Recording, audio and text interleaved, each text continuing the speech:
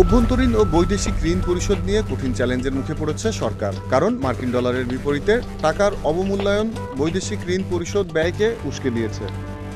এতে সামনের দিনগুলোতে মূলধন সহ ঋণের সুদ পরিশোধের ক্ষেত্রে বড় ধরনের চাপ সৃষ্টি হবে। পাশাপাশি এসব ঋণ ঝুঁকিতে পড়তে পারে এমন শঙ্কা সরকারের সংশ্লিষ্টদের। তাদের মতে, এলডিসি উত্তরণের পর বাংলাদেশকে উচ্চ সুদে ও স্বল্পমেয়াদী বাণিজ্যিক ঋণের ওপর নির্ভর করতে হবে।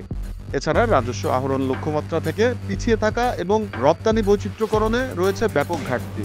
অর্থ বিভাগের মধ্যমেয়াদী সমষ্টিক অর্থনৈতিক নীতি বিবৃতি সংক্রান্ত প্রতিবেদনে উঠে এসেছে এসব তথ্য।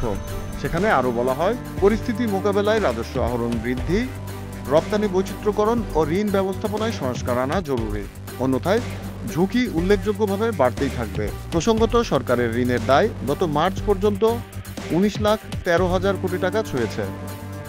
এর মধ্যে দেশি ঋণ 10,85,652 কোটি টাকা, যার মধ্যে ব্যাংকের ঋণ 6,82,161 কোটি টাকা। এছাড়া বৈদেশিক ঋণের পরিমাণ 8,26,984 কোটি টাকা। চলতি অর্থবছর শেষে অর্থাৎ জুনে এই ঋণ 19.5 লাখ কোটি টাকা অতিক্রম করতে পারে এমন ধারণা অর্থ বিভাগের।